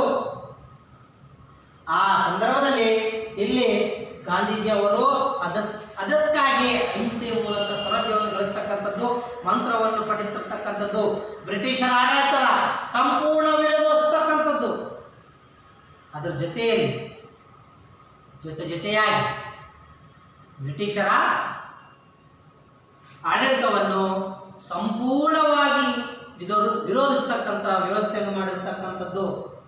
ಅಸಹಕಾರ ಚಳವಳಿಯ ಪ್ರಮುಖ ಬೇಡಿಕೆಗಳು ಏನಾಗಿದ್ದವಪ್ಪ ಅಂದರೆ ಇವುದೇ ಆದಂಥ ಕೆಲವೊಂದು ಗುರಿಯನ್ನು ಹೊಂದಿರತಕ್ಕಂಥದ್ದು ಮತ್ತು ಬೇಡಿಕೆಯಾಗಿ ಹೊಂದಿರತಕ್ಕಂಥದ್ದು. ಯಾವ ರೀತಿಯ ಮಂದಗಾಮಿ, ತೀವ್ರಗಾಮಿ, ಕ್ರಾಂತಿಕಾರಿಗಳು ಬೇಡಿಕೆಗಳು ಎಲ್ಲ ಒಂದೇ ಆಗಿತ್ತು, ಈ ಬೇಡಿಕೆಯೂ ಒಂದೇ ಆಗಿರ್ತಕ್ಕಂಥದ್ದು. ರೌಲತ್ ಕಾಯ್ದೆ ಬ್ರಿಟಿಷ್ ಸರ್ಕಾರ ಹಿಂತೆಗೆದುಕೊಳ್ಳುವಂತೆ ಮಾಡಬೇಕೆಂದು ಒತ್ತಾಯಿಸ್ತಕ್ಕಂಥದ್ದು. ಏನಪ್ಪ ಇದು ರೌಲತ್ ಕಾಯ್ದೆ? ಭಾರತೀಯರ ನಾಯಕರನ್ನು ಕಾನೂನಿನ ಶಿಕ್ಷೆಗೆ ಒಳಪಡಿಸದೆ ಶಿಕ್ಷೆಯನ್ನು ಒದಗಿಸ್ತಕ್ಕಂಥದ್ದು. ಇದರ ವಿರುದ್ಧ ಹೋರಾಡಿರ್ತಕ್ಕಂಥದ್ದು ಒಂದು ಬೇಡಿಕೆಯಾಗಿರ್ತಕ್ಕಂಥದ್ದು. ಹೊಸ ರಾಜಕೀಯ ಸುಧಾರಣೆ ಜಾರಿಗೊಳಿಸುವಂತೆ ಮೂಲಕ ಭಾರತೀಯರಿಗೆ ಅವಕಾಶವನ್ನು ನೀಡತಕ್ಕಂಥದ್ದು. ನಮ್ಮ ಭಾರತ ದೇಶದಲ್ಲಿ ರಾಜಕೀಯ ಸುಧಾರಣೆಗಳನ್ನು ಬೆಳೆಸ್ತಕ್ಕಂಥದ್ದು ಮೂಲಕ ನಿರ್ಧಾರಗಳನ್ನು ತೆಗೆತಕ್ಕಂಥದ್ದು ಭಾರತೀಯರಿಗೆ ಸೀಮಿತವಾಗಬೇಕೆಂದು ವ್ಯಕ್ತಪಡಿಸಿರ್ತಕ್ಕಂಥದ್ದು. ಹಾಗೂ ಇಲ್ಲಿ ಕಾರ್ಯಕ್ರಮಗಳು ಯಾವ ರೀತಿಯಾಗಿ ಹೊಂದಿರತಕ್ಕಂಥದ್ದು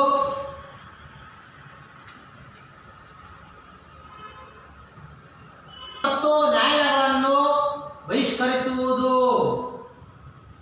ಗಾಂಧೀಜಿ ಅಸಹಕಾರ ಚಳವಳಿಯ ಮೂಲಕ ಶಾಲೆ ಕಾಲೇಜುಗಳು ಮತ್ತು ನ್ಯಾಯಾಲಯಗಳನ್ನು ಮುಟುಕುಗೊಳಿಸುವಂತೆ ಮಾಡಿರ್ತಕ್ಕಂಥದ್ದು.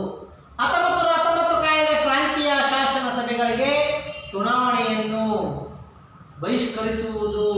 ನೋಡ್ರಿ, 1919 ಕಾಯ್ದೆ ಅಂದರೆ ಈ ಕಾಯ್ದೆಗಳ ಮೂಲಕ ಪ್ರಾಂತ್ಯದಲ್ಲಿ ಪ್ರಾಂತೀಯ ಶಾಸನವನ್ನು ಸಭೆಗಳನ್ನು ನಡೆಸದಂತೆ ಇರುವುದು ಮತ್ತು ಬ್ರಿಟಿಷರು ನೀಡಿರುವ ಗೌರವ ಪದವಿಗಳನ್ನು ಮತ್ತು ಸ್ಥಾನಗಳನ್ನು ಮಾನಗಳನ್ನು ವಾಪಸ್ ಮಾಡಿರತಕ್ಕಂಥದ್ದಕ್ಕೆ ರವೀಂದ್ರನಾಥ್ ಟ್ಯಾಗೋರ್ ಅವರು ನೊಬೆಲ್ ಪ್ರಶಸ್ತಿಯನ್ನು ಅವರಿಗೆ ಹಿಂತಿರುಗಿಸಿರ್ತಕ್ಕಂಥ ವ್ಯಕ್ತಿಯಾಗಿರ್ತಕ್ಕಂಥದ್ದು.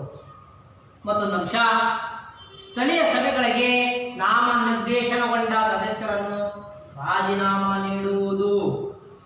ಏನಪ್ಪ ಹಿಂಗಂದ್ರೆ, ಭಾರತೀಯ ಸ್ಥಳೀಯರಾಗಿರ್ತಕ್ಕಂಥ ಅಧಿಕಾರಿಗಳು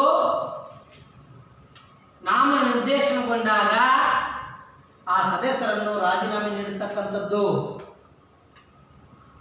ಮತ್ತೊಂದು ಅಂಶ, ಸರ್ಕಾರಿ ಕಾರ್ಯಕ್ರಮಗಳು ಭಾಗವಹಿಸದಂತೆ ಬಹಿಷ್ಕರಿಸುವುದು. ಬ್ರಿಟಿಷರ ಅವರ ಸರ್ಕಾರಿ ಕಾರ್ಯಕ್ರಮಗಳಲ್ಲಿ ಯಾರು ಭಾಗವಹಿಸದಂತೆ ನೀಡತಕ್ಕಂಥದ್ದು ಮತ್ತು ವಿದೇಶಿಯ ವಸ್ತುಗಳನ್ನು ಬಹಿಷ್ಕರಿಸತಕ್ಕಂಥದ್ದು ಮುಂದಿನ ಒಂದು ಅಂಶ. ಇದರಿಂದ ಅನೇಕ ಕಾರ್ಯಕ್ರಮ ಯೋಜನೆಗಳನ್ನು ಹೊಂದಿರತಕ್ಕಂಥದ್ದು. ವಸ್ತುಗಳನ್ನು, ದೇಶೀಯ ವಸ್ತುಗಳನ್ನು ಉತ್ತೇಜಿಸುವುದು. ಬ್ರಿಟಿಷರ ವಸ್ತುಗಳನ್ನು ವಿರೋಧಿಸಿ ದೇಶೀಯ ವಸ್ತುಗಳನ್ನು ಪ್ರೇರಣೆ ನೀಡಿರತಕ್ಕಂಥದ್ದು. ಹಾಗೂ ಖಾದಿಯನ್ನು ತಯಾರಿಸುವುದು, ಖಾದಿ ಬಟ್ಟೆಯನ್ನು ತಯಾರಿಸಿರ್ತಕ್ಕಂಥದ್ದು. ವಿಶೇಷವಾಗಿ ರಾಷ್ಟ್ರೀಯ ಶಾಲೆಯನ್ನು ತೆರೆಯುವುದು, ರಾಷ್ಟ್ರೀಯ ಶಾಲೆಗಳನ್ನು ತೆರೆಯುವುದು ಅಂತ ಹೇಳ್ತಕ್ಕಂಥದ್ದು. ಭಾರತ ದೇಶದಲ್ಲಿ ರಾಷ್ಟ್ರೀಯ ಶಾಲೆಗಳನ್ನು ತೆರೆದಿರ್ತಕ್ಕಂಥದ್ದು.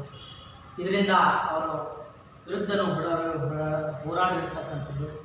ಹಾಗೂ ಹಿಂದೂ ಮುಸ್ಲಿಮರ ನಡುವೆ ಏಕತೆಯನ್ನು ಸಾಧಿಸತಕ್ಕಂಥದ್ದು ಗಾಂಧೀಜಿಯವರು ಮಹತ್ವವಾಗಿರ್ತಕ್ಕಂಥದ್ದು. ಮತ್ತು ಅಸ್ಪೃಶ್ಯತೆಯ ಹೋಗಲಾಡಿಸಲೆಂದೇ ಹೋರಾಡಿರ್ತಕ್ಕಂಥದ್ದು, ಮಹಿಳೆಯರ ಸಬಲೀಕರಣಗೊಳಿಸುತ್ತಕ್ಕಂಥದ್ದು. ಇವರು ಪ್ರಮುಖ ಕಾರ್ಯಗಳು, ಯೋಜನೆಗಳನ್ನು ಹೊಂದಿರತಕ್ಕಂಥದ್ದು, ಮಹಿಳಾ ಸಬಲೀಕರಣವನ್ನು ಹೇಳ್ತಕ್ಕಂಥದ್ದು. ಅಸಹಕಾರ ಚಳವಳಿಯ ಸಂದರ್ಭದಲ್ಲಿ ಆ ಪ್ರಮುಖ ಬೆಳವಣಿಗೆಗಳು ಯಾವ್ಯಾವ ಅಂತ ಹೇಳ್ತಕ್ಕಂಥದ್ದು. ದೇಶ ಬಂಧುಗಳೇ, ಗಾಂಧೀಜಿ ದೇಶ ಬಂಧು ಚಿತ್ತನ್ ದಾಸ್ ಅಂತ ಹೇಳ್ತಕ್ಕಂಥದ್ದು. ಮೋತಿಲಾಲ್ ನೆಹರು ರಾಜಕೀಯದ ಪ್ರಸಾದ ಮೊದಲಾದ ಹಿರಿಯರು ವಕೀಲರು ತಮ್ಮ ವಕೀಲ ವೃತ್ತಿಯನ್ನು ಬಿಟ್ಟುಕೊಟ್ಟಿರ್ತಕ್ಕಂಥದ್ದು ವ್ಯಕ್ತಿಗಳಾಗಿರ್ತಕ್ಕಂಥದ್ದು ಒಂದೊಂದು ಅಂಶ. ಇಲ್ಲಿ ವಿದ್ಯಾರ್ಥಿಗಳು ಶಾಲೆ ಕಾಲೇಜನ್ನು ಬಹಿಷ್ಕರಿಸಿ ಅವರ ವಿರುದ್ಧ ಹೋರಾಡಿರ್ತಕ್ಕಂಥದ್ದು. ವಿದ್ಯಾರ್ಥಿಗಳು ಚುನಾವಣೆ ನಿಲ್ಲಿಸದೆ ಕಾಂಗ್ರೆಸ್ 1919ರಲ್ಲಿ ಕಾಯ್ದೆ ಅಡಿಯಲ್ಲಿ ಪ್ರಾಂತ್ಯಗಳಿಗೆ ನಡೆಸಿದ ಚುನಾವಣೆಯನ್ನು ಬಹಿಷ್ಕರಿಸಿರ್ತಕ್ಕಂಥದ್ದು. ಹಾಗೂ ಕಾಶ್ಮೀರ ವಿದ್ಯಾಪೀಠ, ಗುಜರಾತಿನ ವಿದ್ಯಾಪೀಠ, ಬಿಹಾರದ ವಿದ್ಯಾಪೀಠ ಮತ್ತು ಜಮೀನಿಯ ಮಿಲಿಯನ್ ಇಸ್ಲಾಮೀಯ ರಾಷ್ಟ್ರೀಯ ವಿದ್ಯಾಲಯಗಳನ್ನು ಸ್ಥಾಪಿಸಿರ್ತಕ್ಕಂಥದ್ದು ಒಂದು ಹಂತವನ್ನು ಪ್ರಾರಂಭವಾಗಿರ್ತಕ್ಕಂಥದ್ದು. ಹಾಗೂ ಇನ್ನೊಂದು ಇಲ್ಲಿ ಪ್ರಮುಖವಾಗಿರ್ತಕ್ಕಂಥದ್ದು, ಆಲ್ರೆಡಿ ಹೇಳಿರ್ತಕ್ಕಂಥದ್ದು, ರವೀಂದ್ರನಾಥ್ ಟ್ಯಾಗೋರ್ ಅವರ ಪದವಿಯನ್ನು ತಿರಸ್ಕರಿಸಿರ್ತಕ್ಕಂಥದ್ದು, ಬ್ರಿಟಿಷ್ ಸರ್ಕಾರಕ್ಕೆ ವಾಪಸ್ ನೀಡಿರ್ತಕ್ಕಂಥದ್ದು, ನೈಟ್ ರೇಟ್ ಪದವಿಯನ್ನು ಅಂತ ಹೇಳ್ತಕ್ಕಂಥದ್ದು. ಹೀಗೆ ಹೋರಾಟ ಮೂಲಕ ಅನೇಕ ಇದರಲ್ಲಿ ಮಹಿಳೆಯರು ಸೇರಿದಂತೆ ಜನಸಾಮಾನ್ಯರ ಕಾಂಗ್ರೆಸ್ ಹೋರಾಟಕ್ಕೆ ದೇಣಿಗೆ ನೀಡಿರ್ತಕ್ಕಂಥದ್ದು.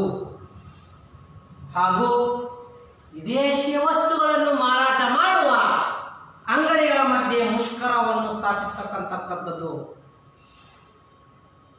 ವಿದೇಶಿ ಬಟ್ಟೆಗಳನ್ನು ಸುಡತಕ್ಕಂಥ ವ್ಯವಸ್ಥೆ ಹಾಗೂ ವಿದೇಶಿ ಎಲ್ಲ ವಸ್ತುಗಳನ್ನು ಬಹಿಷ್ಕರಿಸ್ತಕ್ಕಂಥದ್ದು ಒಂದು ಹಂತವನ್ನು ತಲುಪಿರ್ತಕ್ಕಂಥದ್ದು. ಮತ್ತೊಂದು ಇದು ಪ್ರಮುಖವಾಗಿರ್ತಕ್ಕಂಥದ್ದು 1921ರಲ್ಲಿ ಪ್ರಿನ್ಸ್ ಆಫ್ ವೇಲ್ಸ್ ರಾಜಕುಮಾರ ಬರುವ ಕಾರ್ಯಕ್ರಮವನ್ನು ವಿರೋಧಿಸತಕ್ಕಂಥದ್ದು.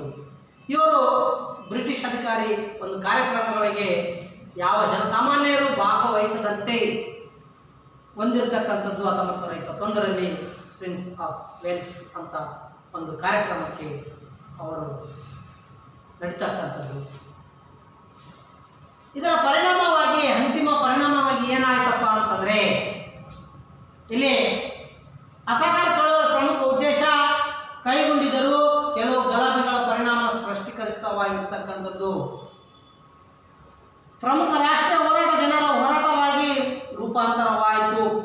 ದೇಶವೇ ಒಂದುಗೂಡಿಸಿರ್ತಕ್ಕಂಥದ್ದು. ಕಾಂಗ್ರೆಸ್ ಪ್ರಣೀತ ಚಳವಳಿಯ ಕ್ರಾಂತಿಕಾರಿಗಳು ಆಯಾಮವನ್ನು ಪಡೆಯಿತು. ಕ್ರಾಂತಿಕಾರಿಗಳು ಇಲ್ಲಿ ಆಯಾಮವನ್ನು ವಿಶ್ರಾಂತಿಯನ್ನು ಪಡೆದಿರ್ತಕ್ಕಂಥದ್ದು ಅಂತ ತಲುಪಿತು. ಮುಂದೊಂದು ಅಂಶ, ಹಿಂದೂ ಮುಸ್ಲಿಂ ಭಾವಪ್ರತೆಯನ್ನು ತಾತ್ಕಾಲಿಕವಾಗಿ ಇವರು ಸೃಷ್ಟಿತವಾಗಿರ್ತಕ್ಕಂಥದ್ದು, ಏನು ಭೇದ ಭಾವ ಇರ್ತಕ್ಕಂಥದ್ದು ಅಂತಲೂ ಹೇಳ್ತಕ್ಕಂಥದ್ದು. ರಾಷ್ಟ್ರೀಯ ಹೋರಾಟಗಾರರು ನಗರವನ್ನು ದಾಟಿ ಗ್ರಾಮಾಂತರ ಪ್ರದೇಶಗಳಲ್ಲಿ ಹಬ್ಬಲು ಪ್ರಾರಂಭವಾಯಿತು. ಮೊದಲು ಅಲ್ಲಿಂದ ದಿಲ್ಲಿವರೆಗೂ ಇದು ಹೋರಾಟವನ್ನು ಪರಿಣಾಮ ಬೀರಿತು ಅಂತಕ್ಕಂಥದ್ದು. ಮತ್ತು ಅಸ್ಪೃಶ್ಯತೆ ನಿವಾರಣೆ ಹಾಗೂ ಮಹಿಳೆಯರಿಗೂ ಸಾರ್ವಜನಿಕ ಸ್ಥಳಗಳಲ್ಲಿ ಪ್ರವೇಶ ಮೊದಲಾದವನ್ನು ಗಮನಿಸಬೇಕಾದ ಪರಿಣಾಮಗಳಾದವು.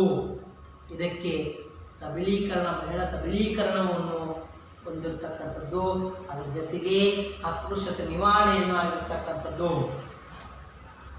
ಹೀಗೆ ಪರಿಣಾಮವನ್ನು ಹೊಂದಿರತಕ್ಕಂಥದ್ದು. ಒಂದೊಂದು ಘಟನೆ ಚೋರಾಚೋರಿ ಘಟನೆ ಅಂತಕ್ಕಂಥದ್ದು. ಈ ಘಟನೆಯಿಂದ ಫೆಬ್ರವರಿ 5, 1920ರಲ್ಲಿ ರಂದು ಉತ್ತರ ಪ್ರದೇಶದ ಗೋಕಾಕ್ಪುರದಲ್ಲಿ ಜಿಲ್ಲೆಯ ಚೋರಾಚೋರಿ ಎಂಬಲ್ಲಿ ಒಂದು ಸ್ಥಳದ ಸುಮಾರು 3,000 ರೈತರು ಒಳಗೊಂಡ ದೊಡ್ಡ ಗುಂಪು ಪೊಲೀಸ್ ಸ್ಟೇಷನಲ್ಲಿ ಮುಂದೆ ಸೇರಿರ್ತಕ್ಕಂಥದ್ದು ಚೋರಾಚೋರಿ ಘಟನೆ ಅಂತಕ್ಕಂಥದ್ದು. ವಿದ್ಯಾರ್ಥಿಗಳೇ, ಇದು ಲಕ್ಷ ಕೊಟ್ಟು ಕೇಳಿ, ಇದು ಎಲ್ಲಿ ಆಯ್ತಪ್ಪ ಚೋರಾಚೋರಿಯಲ್ಲಿ ಅಂತಕ್ಕಂಥ ಒಂದು ಘಟನೆ ಉತ್ತರ ಪ್ರದೇಶದಲ್ಲಿರ್ತಕ್ಕಂಥದ್ದು. ಗೋರಖಪುರದಲ್ಲಿ ಜಿಲ್ಲೆಯ ಚೋರಾಚೋರಿ ಎಂಬ ಸ್ಥಳದಲ್ಲಿ ನಡೆದಿರ್ತಕ್ಕಂಥ ಒಂದು ಗ್ರಾಮ ಅಂತಲೂ ಹೇಳ್ತಕ್ಕಂಥದ್ದು. ಯಾವಾಗ ನಡೀತು? ಫೆಬ್ರವರಿ 5ರಂದು, ವರ್ಷ 1922ರಲ್ಲಿ. ಹೌದಾ? ಇದರ ಉದ್ದೇಶವೇನಾಗಿತ್ತಪ್ಪ? ಮದ್ಯದ ಅಂಗಡಿಗಳ ಮುಂದೆ ಮುಷ್ಕರ ನಡೆಸುವ ಕಾಂಗ್ರೆಸ್ ಹೋರಾಟಗಾರರನ್ನು ಥಳಿಸಿದ ಪೊಲೀಸ್ ಅಧಿಕಾರಿಗಳ ವಿರುದ್ಧ ಪ್ರತಿಭಟನೆಯನ್ನು ತೊಡಗಿಸ್ತಕ್ಕಂಥದ್ದು ಮೂಲ ಉದ್ದೇಶವೇನು? ಭಾರತ ದೇಶದಲ್ಲಿ ಮದ್ಯದ ಅಂಗಡಿಗಳ ಮೇಲೆ ಮುಂದಿಟ್ಟಿರ್ತಕ್ಕಂಥ ಮುಷ್ಕರವನ್ನು ನಡೆಸ್ತಕ್ಕಂಥದ್ದು ಕಾಂಗ್ರೆಸ್ಸಿನ ಹೋರಾಟಗಾರರನ್ನು ಥಳಿಸ್ತಕ್ಕಂಥದ್ದು ಅಂತಲೂ ಹೇಳ್ತಕ್ಕಂಥದ್ದು. ಮುಂದೊಂದು ಅಂಶ, ಇದನ್ನು ಸಹಿಸದೆ ಪೊಲೀಸರು ಅಲ್ಲಿ ನೆರೆದಿದ್ದ ಜನರ ಮೇಲೆ ಗುಂಡು ಹಾರಿಸಿರ್ತಕ್ಕಂಥದ್ದು. ಪೊಲೀಸ್ ಸ್ಟೇಷನ್ ಮುಂದೆ ಭಾರತೀಯ ಜನರನ್ನು ಬ್ರಿಟಿಷ್ ಅಧಿಕಾರಿಗಳು ಅಮಾನುಷವಾಗಿ ಅವರನ್ನು ಗುಂಡು ಹಾರಿಸಿರ್ತಕ್ಕಂಥದ್ದು. ಇದರಿಂದ ಕರೆಗಳೆದ ಜನತೆ ಪೊಲೀಸ್ ಸ್ಟೇಷನ್ಗೆ ಬೆಂಕಿ ಇಟ್ಟರು. ಪರಿಣಾಮವಾಗಿ ಪೊಲೀಸ್ ಸ್ಟೇಷನ್ನಿಂದ 33 ಪೊಲೀಸರು ಸಜೀವವಾಗಿ ಸುಟ್ಟು ಹೋದರು ಅಂತಕ್ಕಂಥ ಸಜೀವ ದಹನ ಆಯಿತು ಅಂತಕ್ಕಂಥದ್ದು. ಇದರ ಪರಿಣಾಮವಾಗಿ ಗಾಂಧೀಜಿ ಅಸಹಕಾರ ಚಳವಳಿ ಹಿಂತೆಗೆದುಕೊಂಡರು ಅಂತಕ್ಕಂಥದ್ದು. ಇಲ್ಲಿ ಈ ಪರಿಸ್ಥಿತಿ ಗಂಭೀರತೆ ಆಯಿತು. ಗಾಂಧೀಜಿ ಅವರು ಫೆಬ್ರವರಿ 12ರಂದು, ಚೋರಾಚೋರಿ ಘಟನೆ ಆಗಿದ್ದು ಫೆಬ್ರವರಿ 5ರಂದು. ಆದರೆ ಈ ಘಟನೆಯಲ್ಲಿ ಫೆಬ್ರವರಿ 12ರಂದು 1900 ಅಸಹಕಾರ ಚಳವಳಿ ಹೋರಾಟವನ್ನು ಹಿಂದೆಟ್ಟು ತೆಗೆದುಕೊಂಡರು ಮಹಾತ್ಮ ಗಾಂಧೀಜಿಯವರು. ಯಾಕ ಅಹಿಂಸೆ ಆಯ್ತಿಲ್ಲಿ? ಸತ್ಯ, ಶಾಂತಿ, ನೀತಿಗಳ ಮೂಲಕ ಗಾಂಧೀಜಿಯವರು ಸ್ವತಂತ್ರವನ್ನು ಪಡೆಯಬೇಕಾದ್ರೆ ಹಿಂಸೆ ಪ್ರಾರಂಭಿಸಿದವು ಅಂತಕ್ಕಂಥದ್ದು. ಗಾಂಧೀಜಿಯವರು ಮೂಲತಃ ಹಿಂಸೆ ಮಾರ್ಗದಿಂದ ಪಡೆದಿರ್ತಕ್ಕಂಥದ್ದು ಅಂತಲೂ ಇರ್ತಕ್ಕಂಥದ್ದು. ಅದಕ್ಕೆ ಇದೊಂದು ಚೋರಾಚೋರಿ ಘಟನೆ. ಮುಂದಿನೊಂದು, ಗಾಂಧೀಜಿ ಜನರನ್ನು ಪ್ರಚೋದಿಸುತ್ತಿದ್ದರು ಎನ್ನುವ ಆರೋಪದಡಿಯಲ್ಲಿ ಮಾರ್ಚ್ 10, 1922ರಂದು ಬಂಧಿಸಿ 6 ವರ್ಷಗಳ ಕಾರಾಗೃಹವಾಸಕ್ಕೆ ತೆರಳಿದರು ಗಾಂಧೀಜಿಯವರನ್ನು ಬ್ರಿಟಿಷ್ ಅಧಿಕಾರಿಗಳು. ಮಾರ್ಚ್ 10, 1922ರಂದು ಅವರನ್ನು ಬಂಧಿಸಿದ್ದು 6 ವರ್ಷಗಳ ಕಾಲ. ಆದರೂ ಅನಾರೋಗ್ಯದ ಕಾರಣದಿಂದ 2 ವರ್ಷ ನಂತರ ಗಾಂಧೀಜಿಯವರು ಜೈಲಿನಿಂದ ಬಿಡುಗಡೆ ಮಾಡಲಾಯಿತು.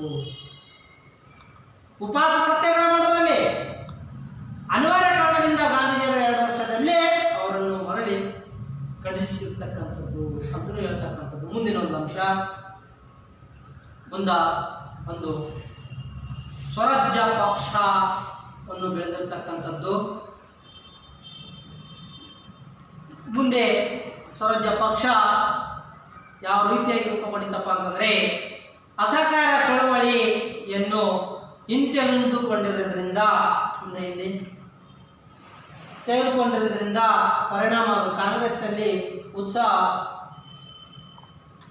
ಕಂದಿತು ಅಂತ ಹೇಳ್ತಕ್ಕಂಥದ್ದು. ಇದರಲ್ಲಿ ಪರಿಣಾಮವಾಗಿ ಸ್ವರಾಜ್ಯ ಪಕ್ಷವನ್ನು ರೂಪುಗೊಂಡಿತು ಅಂತವನ್ನು ಹೇಳ್ತಕ್ಕಂಥದ್ದು. ಅದರಲ್ಲಿ CR ದಾಸ್ ಮತ್ತು ಮೋತಿಲಾಲ್ ನೆಹರು ಅವರು ಶಾಸನ ಸಭೆಯನ್ನು ಬಹಿಷ್ಕರಿಸುವುದು ನಿಲ್ಲಿಸಿ ಶಾಸನ ಸಭೆಗೆ ಪ್ರವೇಶ ಮಾಡಿ ಕಲಾಪಗಳನ್ನು ಅಡ್ಡಿ ಉಂಟು ಮಾಡಬೇಕೆಂದು ವ್ಯಕ್ತಪಡಿಸಿರ್ತಕ್ಕಂಥದ್ದು. ಅಲ್ಲಿ ಶಾಸನ ಸಭೆಗೆ ಭಾಗವಹಿಸದಂತೆ ಬಹಿಷ್ಕರಿಸಿದರೆ ಈ ಸ್ವರಾಜ್ಯ ಪಕ್ಷದವರು, ಅದರಲ್ಲಿ ವಿಶೇಷವಾಗಿ ಮೋತಿಲಾಲ್ ನೆಹರು ಮತ್ತು CR ದಾಸ್ ಅವರು ಆ ಶಾಸನ ಸಭೆಗಳಿಗೆ ಭಾಗವಹಿಸಿ ಬಹಿಷ್ಕರಿಸುವ ಶಾಸನವನ್ನು ನಿಲ್ಲಿಸತಕ್ಕಂಥದ್ದು, ಪ್ರವೇಶ ಮಾಡದಂತೆ ಕಲಾಪಗಳನ್ನು ಅಡ್ಡಿಪಡಿಸತಕ್ಕಂಥ ಕಲಾಪಗಳಲ್ಲಿ ಶಾಸನ ಸಭೆಗಳಲ್ಲಿ ಗದ್ದಲ ಉಂಟು ಮಾಡತಕ್ಕಂಥ ವ್ಯವಸ್ಥೆಯನ್ನು ಹೊಂದಿರತಕ್ಕಂಥದ್ದು. ಈ ರೀತಿಯಾಗಿ ಇವರು ಸ್ವರಾಜ್ಯ ಪಕ್ಷದವರೇ ಒಂದು ಮುಟ್ಟಿಕೊಂಡಿರ್ತಕ್ಕಂಥದ್ದು. ಮುಂದೆ ಸೆಪ್ಟೆಂಬರ್ 23ರಂದು CR ದಾಸ್ ಮತ್ತು ಮೋತಿಲಾಲ್ ನೆಹರು ಸ್ವರಾಜ್ಯ ಪಕ್ಷವನ್ನು ಸ್ಥಾಪನೆ ಆಯಿತು ಅಂತ ಹೇಳ್ತಾರೆ. ಈ ರೀತಿಯಾಗಿ ಅವರು ಪಕ್ಷವನ್ನು ಬಲಿಷ್ಠವಾಗಿ ಮಾಡಿಕೊಂಡಿರ್ತಕ್ಕಂಥದ್ದು. 1920ರಲ್ಲಿ ನಡೆದ ಚುನಾವಣೆ ಸ್ವರಾಜ್ಯ ಪಕ್ಷದ ಸ್ಪರ್ಧಿಸಿ 101 ಸ್ಥಾನಗಳನ್ನು ಪೈಕಿ 42 ಸ್ಥಾನಗಳನ್ನು ಗೆದ್ದಿರ್ತಕ್ಕಂಥದ್ದು. ನಮ್ಮ ಪಕ್ಷದವರು 101 ಸ್ಥಾನದಲ್ಲಿ 42 ಸ್ಥಾನಗಳು ಗೆದ್ದಿರ್ತಕ್ಕಂಥದ್ದು ವ್ಯವಸ್ಥಿತವಾಗಿ ಚುನಾವಣೆಗಳ ಮೂಲಕ ನಡೆದಿರ್ತಕ್ಕಂಥದ್ದು. ಹಾಗೂ ಮತ್ತೊಂದು ಸವಿನ ಕಾನೂನು ಭಂಗ ಚಳವಳಿ ಪ್ರಾರಂಭವಾಗಿರ್ತಕ್ಕಂಥದ್ದು. ಇದು ನಾಳೆ ಭಾಗ 2ರಲ್ಲಿ ಇದನ್ನು ಮುಂದುವರಿಸುತ್ತೇನೆ. ಧನ್ಯವಾದಗಳು.